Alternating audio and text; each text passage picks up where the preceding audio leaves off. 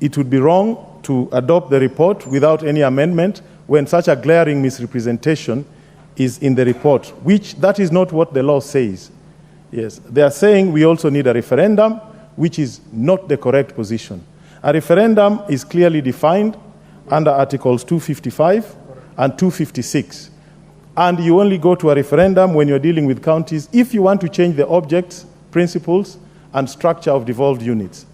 Creating new counties do not interfere with objects under Article 174, principles under 175, and the structure under 176. Structure is simply that a county government will have a county executive and a county assembly. There is no other structure. So it is wrong. I think we need to amend some of these resolutions here and then have accuracy in the report. So even though it is a product of negotiated settlement, we cannot allow it just to go with such misrepresentations. Secondly, I did make a presentation on party discipline as well as registration of new political parties. My presentation has not been covered here, and I would like it to go on record that, again, if you read the chapters on this report on party discipline, there is a lot of confusion, whether we are a presidential system, a parliamentary system, and if we are a parliamentary system, which one are we? What is being presented here is a situation where elections are elections of political parties, not of individuals who are elected by individual mandate from the people. We should look at what happens in pure presidential systems, which is a system of governance that we have in this country, and adopt mechanisms that encourage party discipline within a presidential system. We cannot be importing parliamentary systems, practices and norms of parliamentary systems into a presidential system without understanding what they are. What I'm trying to say is, in a parliamentary system, if you are elected as an individual in that party, there are certain freedoms and independence that you enjoy. If the party is elected and the party nominates you on the basis like in South Africa, there are certain limitations that you have. In a presidential system, you have a direct mandate from the people. You have a voice to vote as you wish in this house, only taking account of the interests of your people. That is what happens in America. That is what happens in all other jurisdictions with the presidential system. And that is where we should go. Finally, I did propose, because of the bad manners of many people in the Republic of Kenya and the problems that we are having, that it is essential to institute what I call nationhood science, so as to promote the values and principles under Article 10. I've not seen it captured here. I want it to go to in the record of this House that I feel very strongly that we need to introduce civic education, entrepreneurship, and other things that will inculcate the national values and principles under Article 10 of the Constitution in our young before they get spoiled, rotten, and mess up our country. With those remarks, I will be moving some amendments on the recommendations of the report. Thank you very much, Madam Speaker. Thank you. Next chance to the member for Marsabit, Honorable Wako. Thank you, Honorable Speaker, for allowing me to add my voice to this very important debate on NADCO report, as I also take this opportunity to congratulate the committee members who sacrificed a lot of their time and came up with this report that will guide our nation into a better nation. Honorable Speaker, the time they spent and the memorandums they have received from different Kenyans, and when the majority leader was moving, he said that 60 stakeholders appeared before the committee, which means that Kenyans took a lot of interest in this and they participated fully. Again, the majority leader told us that out of their report, 9 legislation proposals have been developed, which clearly shows us that they have given a lot of attention, and the legislative proposals will of course capture the needs of this country and will guide us, as I said, into a better nation. IEBC, the issue of IEBC seems to have been given a lot of attention, and reconstituting IEBC, of course, is a major thing today. We are going to second year after elections, and we have a lot of gaps since we did our last elections, we need IEBC members to come in and IEBC Commission to start off their work so that we prepare ourselves, we take care of the past mess, and also make sure that we have filled the gaps. There are many MCS, many members of parliament who have gone to be with the Lord, and now if we reconstitute, then we will get on to work, and I recommend that the earlier we do, the better for our nation. Again, Madam Speaker, one encouraging thing that the majority leader said is that this House, this August House, has the mandate to extend the time in case we need, because the panel is to complete their work within 90 days. But if that is not achievable, then we have the mandate to add more days so that they can conclude. But it is my prayer that we will conclude this matter as soon as possible so that Kenyans will have the services that they need. Madam Speaker, the issue of delimitation of the boundaries is of interest to many of us, and we know that that time is also coming to an end. It is my prayer that we will come up with some proposals that will help us, because many counties, many wards, many areas have been suffering because of this challenge that we've had, and the earlier we also embark on this so that we can mark the boundaries so that people can coexist and also know their areas, that will also help our nation. One important thing they have covered is the issue of Ward Development Fund, which is a big encouragement to all our MCS, because as they sit and wait, once we approve this, then the MCS will be able to do their work freely without any challenge, without, placing the governor or the county executive. They'll be able to be empowered, because as of now, many of them are not able to do what they want to do in their counties, because they do not have these funds.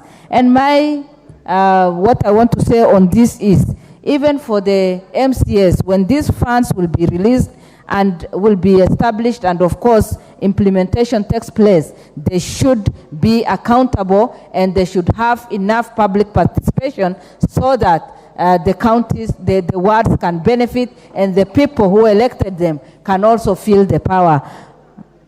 And with those few remarks, I support, and it is my prayer that we will all participate in this debate. Thank you.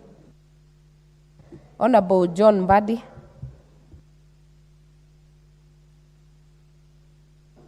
Thank you, Madam Speaker. Madam Speaker, as I support this report, I want to mention a few things. Number one is for there to be a discussion or dialogue of this nature. Certainly it had to be preceded by some kind of or form of crisis. We had a crisis, as has been ably talked about by our minority leader. But Madam Speaker, we need to ask ourselves this question. I've been around here from 15th of January 2008. I've actually been in this chamber for more than 16 years.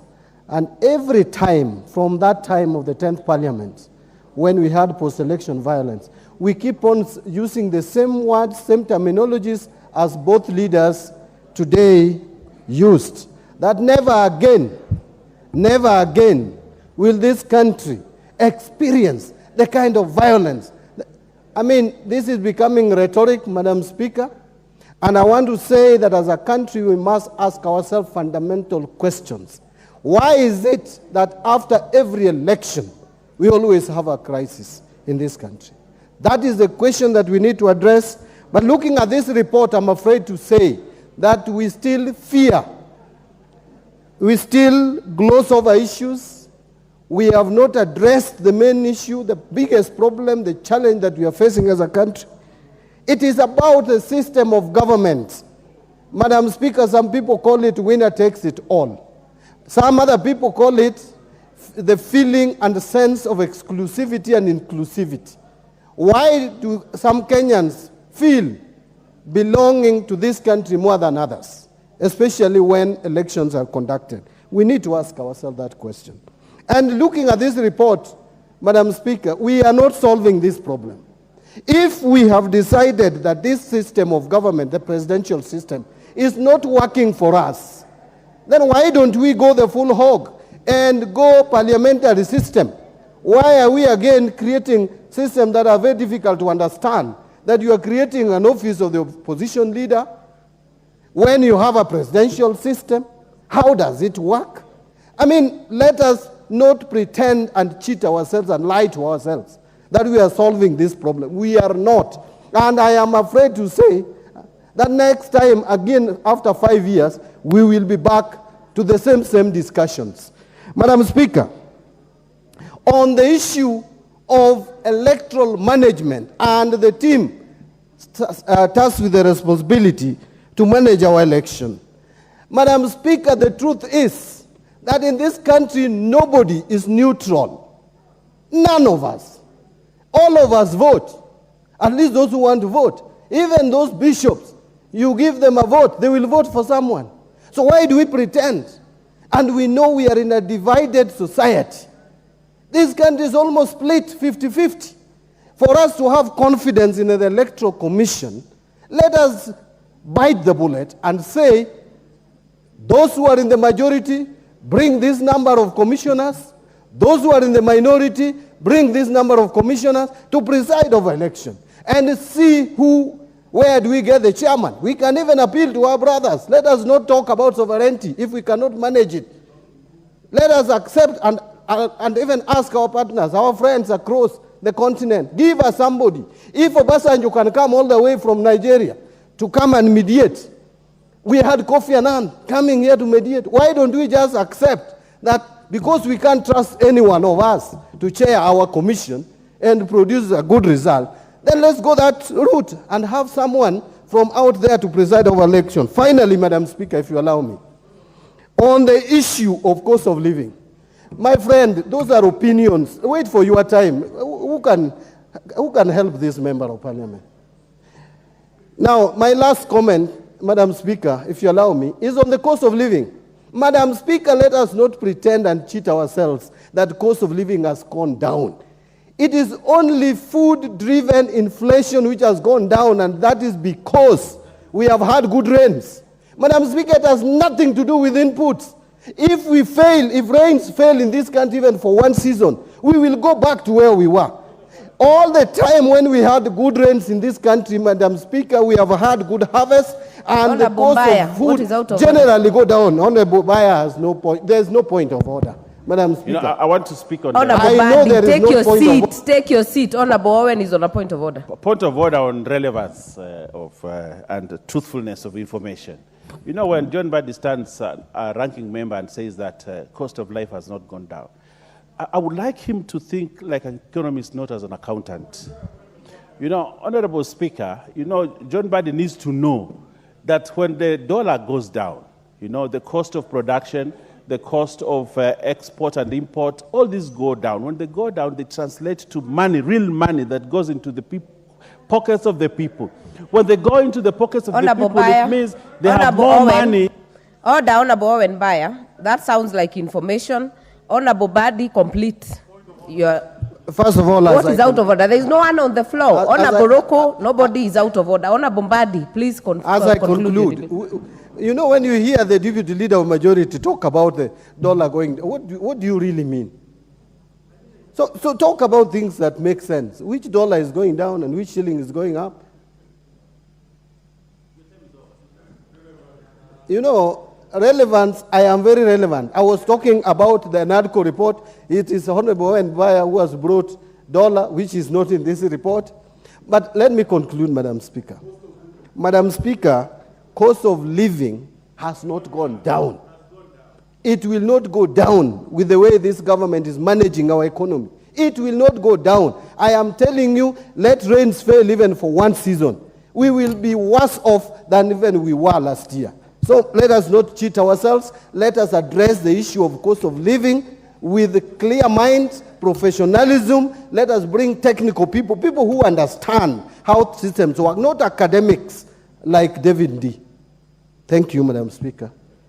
Next chance to the member for Tigania West, Honorable John Mutunga. Thank you, Your Honor.